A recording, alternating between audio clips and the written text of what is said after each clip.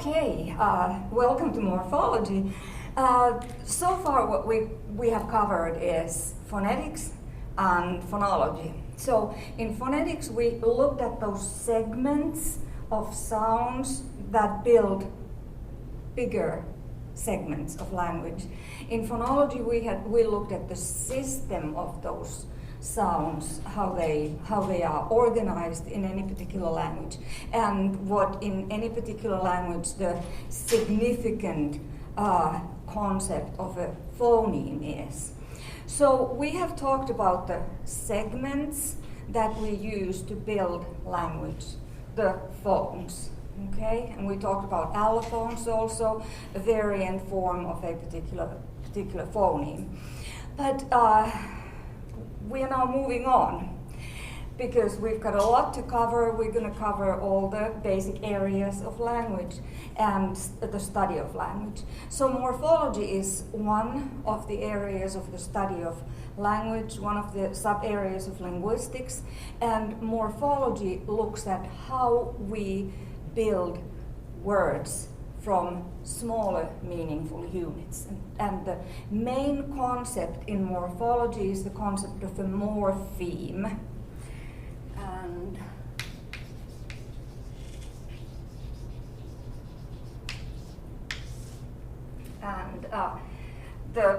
Let me start with the definition right away here, and then we'll look at examples. So what is a morpheme? A morpheme is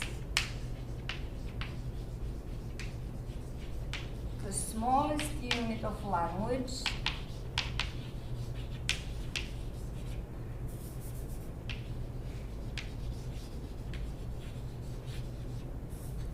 that, and we have to have this relative clause here defining the smallest unit, what kind of the smallest unit of language, because a morpheme is not the smallest unit of language, those would be the phones, but the smallest unit of language that carries meaning.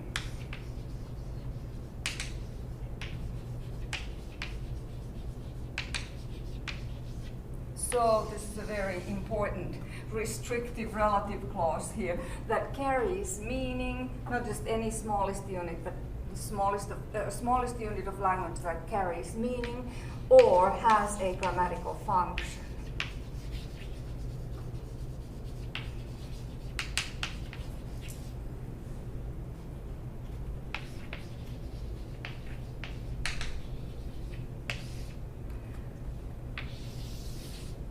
So let's start by looking at examples. So here we have the word cat, okay? And of course the word cat consists of three phones, three sounds, k, a, t, okay? And in themselves, these sounds, they don't mean anything. K doesn't mean anything, a doesn't mean anything, t doesn't mean anything. But once we put them together, we get the word cat, and that means something. Everybody knows what cat means. If you don't, you can check in a dictionary. And you know, it's a domestic mammal, four-legged, with a tail and whiskers, and it meows. So we all have an idea what a cat is. So we know that this word has meaning, right? And cat is therefore, it's a morpheme because it carries meaning, okay? And what is the plural of cat? Cats. So we add an S, and we at the same time we add a meaning there, because cat and cats mean two different things. So how many morphemes are there in the word cats? Two, yes. It's the basic meaning of cat and then the meaning of plural. That means more than one, okay? So a morpheme, it can sometimes be a word. Like in the case of cat, it's a word. but it can also be a part of the word that could not appear alone. If it's a word that can appear alone in a sentence, like the word cat, look at that, cat, then we call those morphemes free morphemes. So cat is a free morpheme. Can the plural suffix ever appear alone in a sentence? No, it has to be always attached to another word, to the base. So we have a bound morpheme here. And this is the basic, one of the ways that when we analyze this, during this class, we will be looking at different kinds of morphemes and how we can label these different kinds of morphemes. So one of the ways of starting the morphological analysis of a word is to look at whether they are free or bound.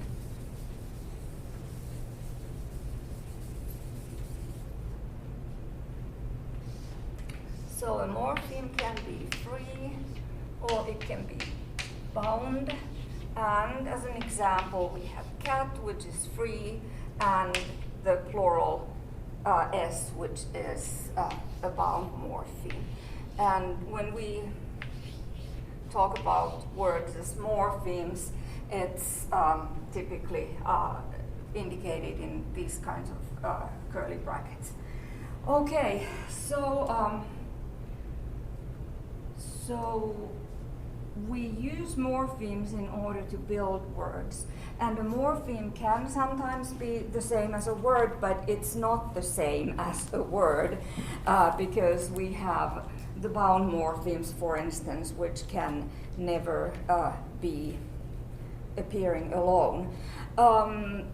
It's not the same thing as a syllable either. Syllables have to do with other issues with the language. Morphemes are connected to meaning, right? So in cats, we have one syllable in the plural form. Cats, it's one syllable, but it's two morphemes because it includes two meanings, right? Cat, the base, and then the ending. So let's look at another word, happy.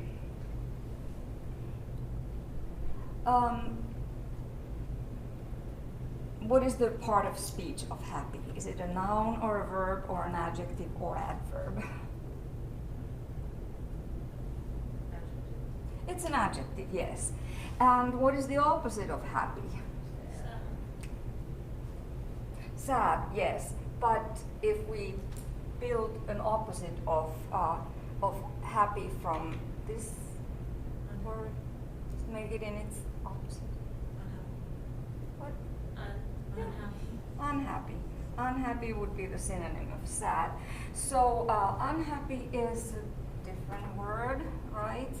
And by adding a morpheme here in the beginning, we created that different word. What is the state of being happy? What do you call that? When somebody is very happy, she is full of what? Happiness, yes. So we made another word again by adding a morpheme. So in this particular case, we have a word, unhappiness, which has 1, 2, and 3 morphemes. Now we can talk about happy, and this is an example of how things change over the course of language. Language changes sometimes the ways of how we see the morpheme structure of the word, because we could actually say that hap is the root there, the base, from where we start to build words, and then from hap we get happy. Now, this hap never in present day English, it doesn't really appear alone, so it would be a bound morpheme, a bound base here. But we have words like mishap and happenstance.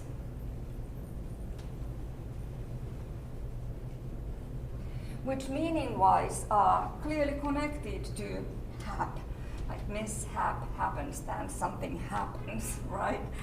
And that's why some people would go further and say that hap would be the bound base, and then we add the I to make it into an adjective. Now, that's kind of like a matter of taste.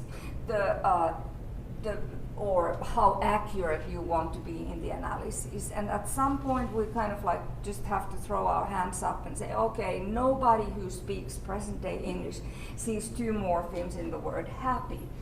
But these are the kinds of little complications, the gray areas that we will face when we do morphological analysis. Because the more you know about the history of the word, the more morphemes you will be seeing there, right?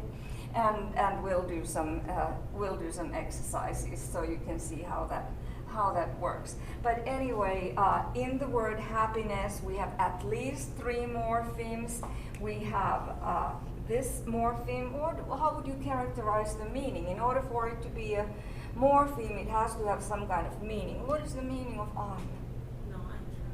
It's like the opposite of something, like pretty much the same as anti or non. And then, does this ness have any meaning here? Follow? Yeah, it indicates it's a noun forming suffix. So from happy we get happiness. From the adjective happy we get the noun happiness. So it clearly adds a meaning there because it makes it into a noun. All right. So here we have 2 different kinds of morphemes. Let's talk about unhappiness a little bit more. So here we have added a morpheme to the beginning of the word, and we can also add a morpheme to the end of the word. We call all these added things that we add, the added morphemes that we add to the base, we call them affixes because they are affixed, they are added to the base. So another way that we need to use to classify morphemes. So morphemes can be free or bound, and morphemes can be these bases from which we start in order to build the word, and then we build the new words by adding affixes. Okay? So here, this one is added to the beginning, and this one is added to the end. So they are 2 different kinds of affixes. They have 2 different names.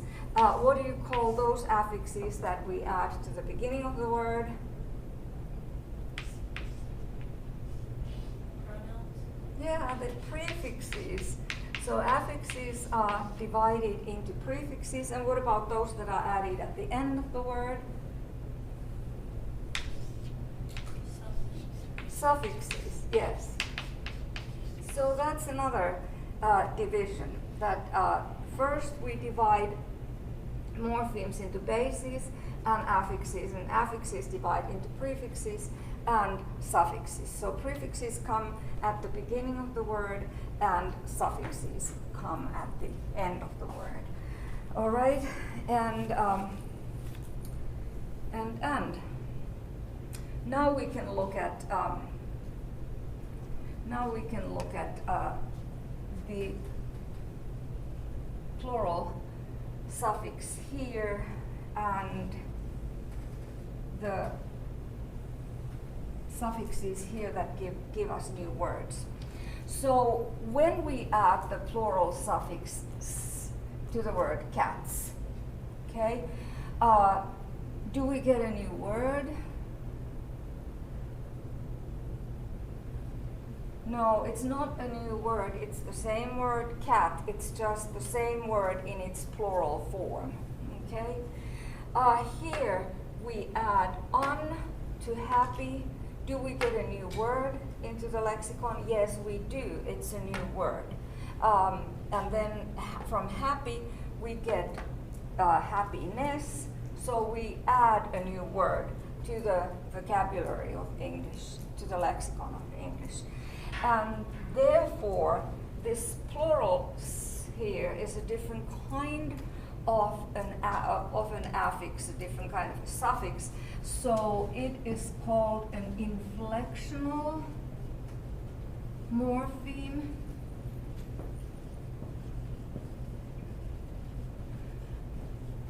More specifically, an inflectional affix, and even more specifically, an inflectional suffix. Okay? So it's inflectional because it merely inflects the existing word. It does not give us a new word into English. So if you go to a good dictionary, or even a relatively thin dictionary, you will not find the plural of cats listed as a separate entry there, right? So why? Because it's predictable for all people who know even a little bit of English that that's how we form plurals for most words, not for all, but for most words, by adding an S, and then we pronounce it differently. But anyway, that's a separate matter, and that has to do with the notion of allomorphs. So you learned about allophones, but morphemes also have variant realizations. So an allomorph is a variant realization of an abstract notion of a morpheme. So morpheme is like phonemes, abstractions, right? But then they always have to get some kind of a concrete realization. Compare cats to the word dogs. Okay, in writing, it's two morphemes, dog and s, but in writing we indicate it with the letter, the grapheme S. But do these sound identical? Cats? No, they don't, because this sounds like, so this sounds like an S. Okay, but this sounds like what? Z, yes. So these two Z and S are allomorphs of the morpheme that we can just call plural. Okay? And the plural morpheme in English has several different allomorphs. So what's the plural of the word bus?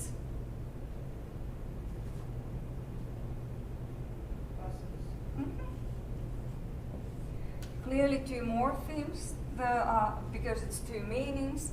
Here's the base, the free base bus, and then we add the plural. But this is a third kind of a plural now, so it's pronounced as buses or buses, depending on who is speaking. So that is also an allomorph of the plural morpheme. And then we have all kinds of other plurals, like borrowed plurals from other languages. A lot of Latin plurals, like syllabus. What is the plural of syllabus? Syllabi. Cactus. Cactus, the cacti. It's not really a flower, I don't think, but I don't know much about botany. Yes, so alumnus, alumni, yes, And there's a handful of those. It's not a huge, it's not really productive, but the words that we borrowed from Latin, they were borrowed very often with their Latin plurals, plural forms also, or the Latin plural forms were also borrowed if the word was borrowed. What is, and we also took them from Greek. So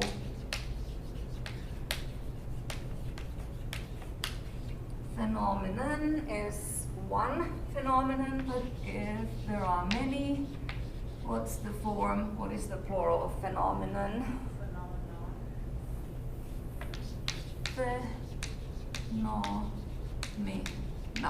Phenomena. And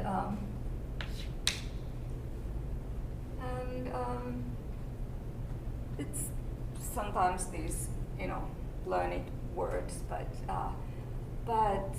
here again, the word phenomenon was borrowed from Greek, and its plural form was also imported into English. So still today, we make that distinction, and you show your learnedness if you know the singular and the plural forms of these strange foreign plurals. I put learnedness in quotation marks. Anyway, so then we have plurals that are native to English, but they're still different from the more regular s or is pattern. So we have words like deer, and what's the plural of deer?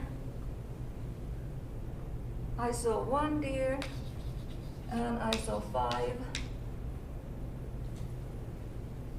Do we say deers? No? So this is a plural that doesn't have any overt suffix. It's there, but it's a 0. Because we know that there's gotta be, if there's a meaning difference, 1 deer versus 5 deer, there's gotta be a morpheme, even though it's invisible. So, so 5 deer, it's the so-called 0 morpheme.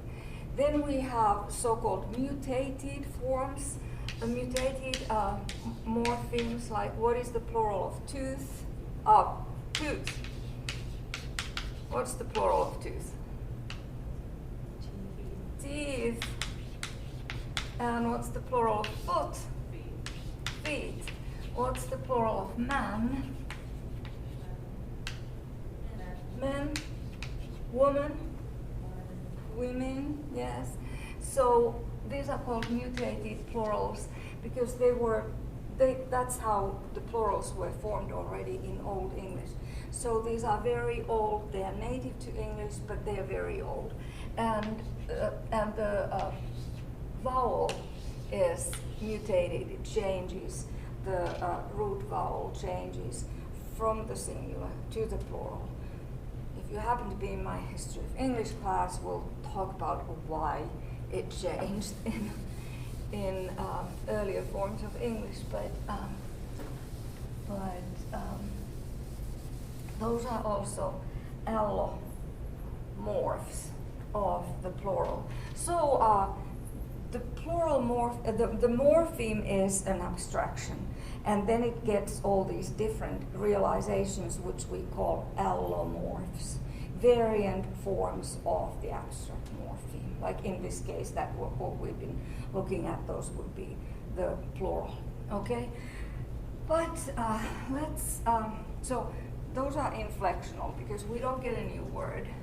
Cactus and cacti are the same lexical item in English, but they're different. They have different forms because the plural is required by the grammar of English. If you put a word like many or 2 or 5 or 100 in front of the noun, then the noun itself needs to be in the plural form. Okay, so it's inflected for plural, and therefore the plural in English is one of the inflectional morphemes of English. Now, if we go back to looking at happy, happiness, and unhappy, unhappiness, what we're doing here is we are actually creating or deriving new words. So from happy, we get its opposite, unhappy. And even though in dictionaries, this is a very predictable pattern, also forming the opposite in English. So you wouldn't probably find unhappy in a dictionary, but you would definitely find happiness in a dictionary, because these affixes, un prefix and ness suffix, they add to the lexicon of English. They add to our word stock. So morphology is really kind of interesting, because by adding morphemes, we can also add to our vocabulary. And because we derive new words by adding these types of morphemes that really have some kind of meaning, like un being the opposite and ness being a noun-forming morpheme, these are called derivational morphemes.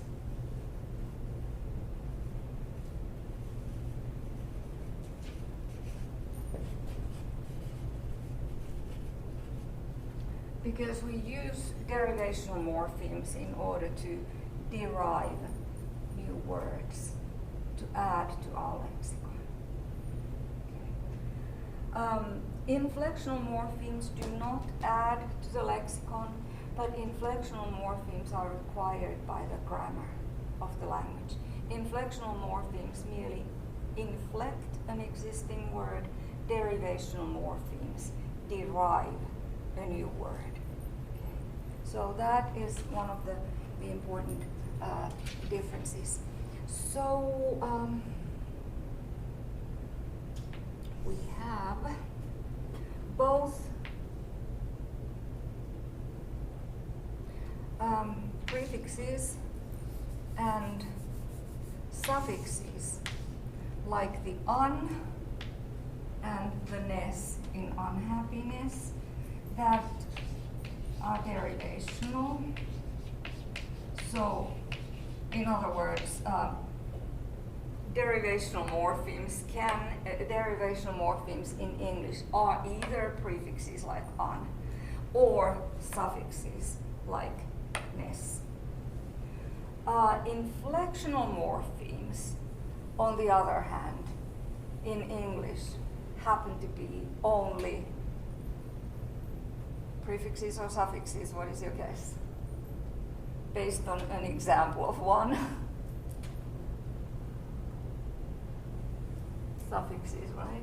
So all English inflectional morphemes are suffixes, and they are added to the word last. If there are derivational morphemes, those come first, and then comes the inflectional morpheme. Okay, is this clear so far? So good? Okay.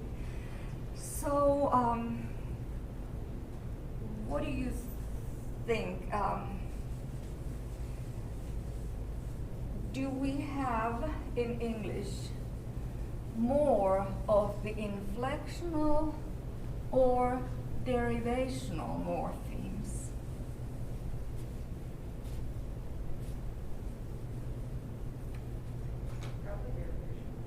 Derivational, that's a good guess because it's correct.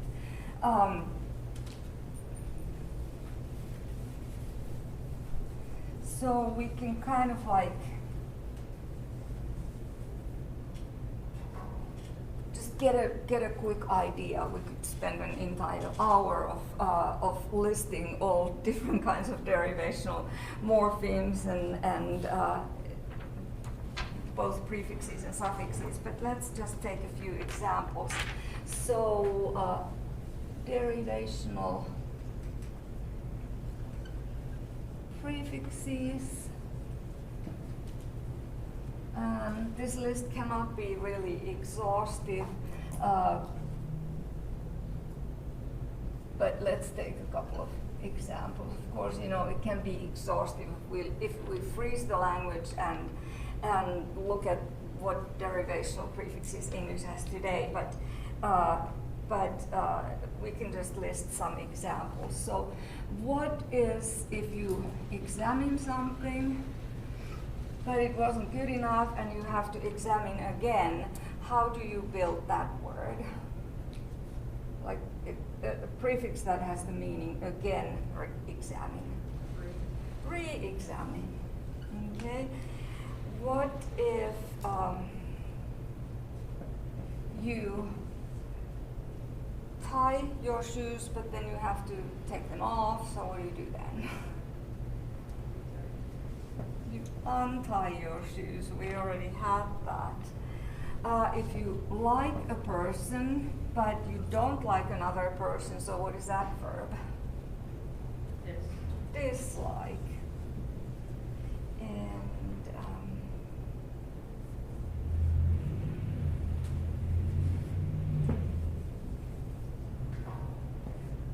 so you may be a very tolerant person, but you know several other people who are not tolerant, so that would be intolerant. Yes. If you are against something, if you are against capitalism or communism, to be balanced here. So what is that? Anti-capitalism, anti-communism. So you get the idea. We have an awful lot of derivational prefixes that give us new words, because all these words, they have different meanings from the word that we started from, right? Let's look at some derivational suffixes now. Take some examples of those.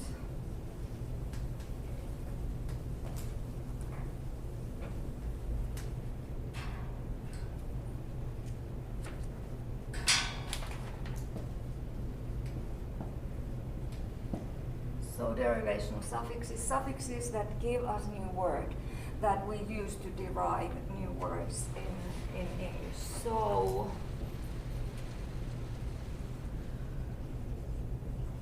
engage is a verb. If we want to talk about what happens when you get engaged, what is that noun? Engagement. Yes, engagement. So ment is a derivational suffix. Now here, from the verb engage, you get a noun, engagement. And this is what derivational suffixes often can do. You can you add a derivational suffix and you get the part of speech of the word changes. And if the part of speech of the word changes after we add a derivational affix, then we definitely know that it's derivational. It's not inflectional, because it doesn't just change the form of the word, it gives us a new word because it's in a different category now. This is not always the case with derivational suffixes. They don't always change the part of speech, but they always give us a new word into our word stock. So if you think of the word boy, what is the part of speech?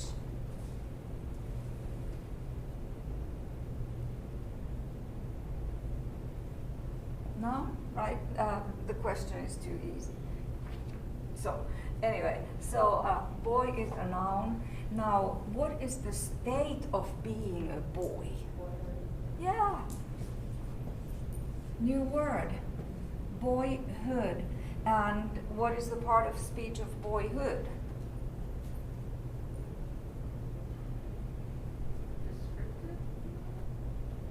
Is it a noun or a verb or an adjective or adverb?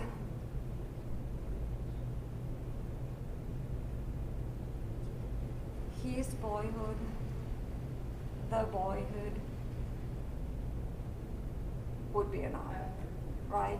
So in this case, yes, we add a derivational suffix, but it doesn't change the part of speech. It still derives a new word for us. So that's the key for a morpheme being derivational, that it derives a new word. And in many cases, yes, it also changes the part of speech, the original part of speech, but not always. So the key is that we get a new word into our vocabulary. So here's a word, environment. It has multiple morphemes. For instance, it has the ment ending there. What is the adjective? This is a noun. How do we get an adjective out of it?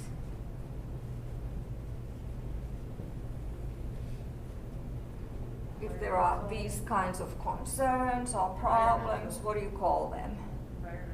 Environmental. So all is a derivational suffix that creates adjectives, right?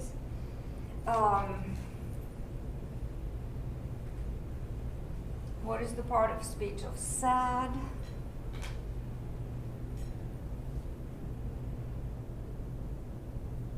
Noun, verb, adjective, adverb. It's an adjective, right? And if something is done in a sad manner, how do you call that? Sadly would be, yes. If it's done, sadness would be another. That's a good example. It's an example of a derivational morpheme ness added to sad, so that we get a noun. So adjective plus ness gives us a noun. Sadness, two morphemes. Sadly. Now, what is the part of speech of sadly? Sadly, happily, quickly, answering the question how something is done, in what manner, in what way. I'll give you the multiple choice. Noun? Yes or no? Sadly? No. Verb? No. Adjective? No. So, adverb. Yeah. So sadly gives us an adverb out of the adjective sad. And this is a very productive, very common way of creating adverbs in English. So happy, she's happy, she smiled happily. How did she smile happily? Sad, sadly, quick, quickly, and there are a lot of, that's a big pattern in English. Okay, so you get an idea. We could spend much more time on listing all kinds of derivational suffixes and prefixes, but this gives you an idea that there are very many in English, and there's like, dozens of them. And it's also something that we can add in languages. Sometimes it's not very common, but languages sometimes add to this category of morphemes. We can sometimes add a derivational morpheme when language changes, when people get innovative with language, and we'll look at some examples later. But so derivational suffixes, there are many of those, and derivational prefixes as well. I haven't mentioned, by the way, a notion of infix. Some languages have infixes. English has pretty much only prefixes and suffixes, but there is a concept of an infix and prefixes. Well, prefixes go to in front of the word, suffixes at the end of the word. Infixes would cleave the base of the word apart and add some meaning there in the middle. Okay, and English uses that in a very limited way in some slang expressions. and like, you know, if it's, you know, you use the F word, I can't say it because we're doing this, so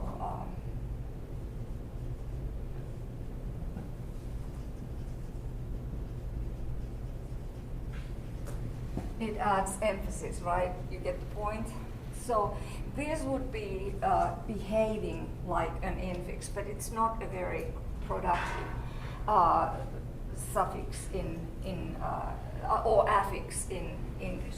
Okay, so I'll eliminate it, but you get the point, right? Okay. It's restricted to a certain style, and also has some, you know, syllable level restrictions there. So let's talk about inflectional morphemes. Then inflectional morphemes are required by the grammar of a language, and they do not change the, they do not give a new word into the vocabulary. You can find a list of these in your book on page 158, and just one preface here to when we talk about inflectional morphemes. Your book lists 7, and they just, you know, take care of this by a little footnote there. I'm going to list 8 inflectional morphemes because I'll explain why. So English used to have an awful lot of inflectional morphemes. Old English was an inflectional, much more inflectional language than present-day English is. Present-day English is what typologists call an analytic language, that we do a lot of things with just, you know, prepositions and particles and so on. But Old English used to have a lot of inflectional morphemes. What we have left is only 8. So if you compare that to, for instance, my first language, there are like dozens and dozens of inflectional morphemes. The verb forms over 100. Nouns have up to 70 different inflectional possibilities and so on. So English is not an inflectional language anymore. It used to be much more so. 2 of the 8 inflectional morphemes, they are added to nouns. And we already talked about the plural, right? And it's different allomorphs. The other one is possessive.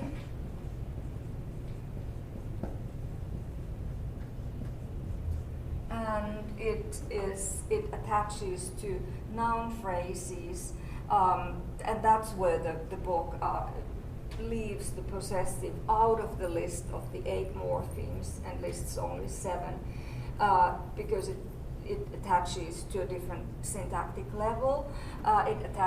Possessive attaches to the noun phrase. So you can say Mary's little lamb, or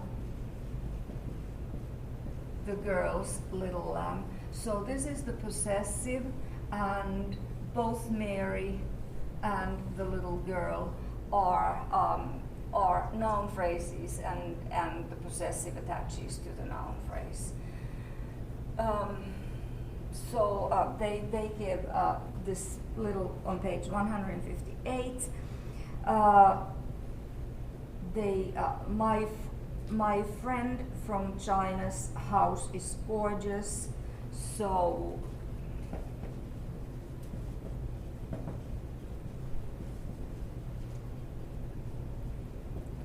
my friend from China is the noun phrase, and then if we add house and this person owns the house, then the possessive, it's added to the entire noun phrase. So it's not my friends from China house. And that's why they left it out, but I mean, it's still an inflectional morpheme, whether it attaches to a noun only or the entire noun phrase. So this is just a little theoretical thing. Okay, so 4 of these inflectional morphemes, they attach to verbs. And number 7 and 8 attach to some adjectives and some adverbs, and that's going to be the same ending.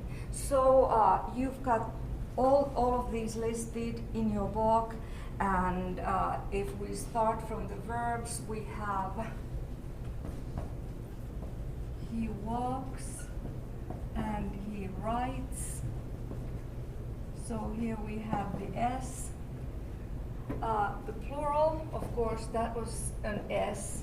We can abbreviate it as an S. Just keep in mind that it's an abstraction. The possessive is the second kind of an S, and we can abbreviate it with an S also. And here we have a third S. Clearly these are just homophonous. They sound the same, but they have different meanings because they attach to different parts of speech.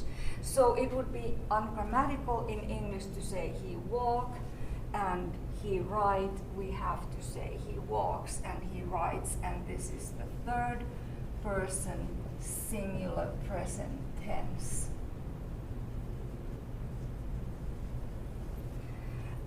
The next one that attaches to verbs is the ing form. So he is walking and he is writing.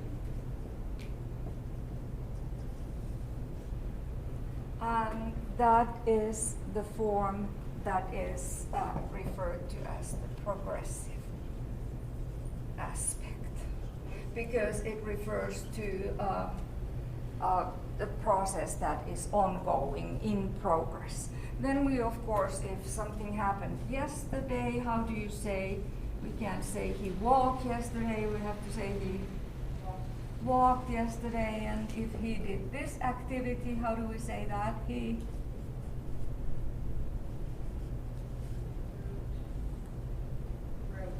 wrote. Yes, so irregular verbs get irregular endings. They didn't used to be irregular in earlier forms of English. They were just, one of the regular ways of doing it, but then the ed past tense took over. So this is the past tense. It's got plenty of allomorphic variation. Like wrote is one word, one syllable, but it has 2 morphemes, write and the past tense. And I'm just going to finish this quickly, so we have, if you need to go, you can go. I want to have it all here. The fourth is the past participle, also required by the English grammar. If we say, for instance, he has done this activity, it would be he has walked, and he has, every day he has written, okay?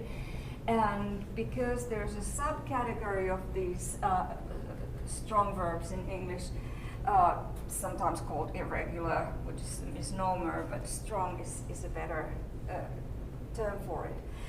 This is sometimes called the EN form, whereas the past tense gets its shortened label from the regular verbs, the weak verbs, the ed ending verbs. And then 2 more that are added to adjectives and adverbs, and these are the comparative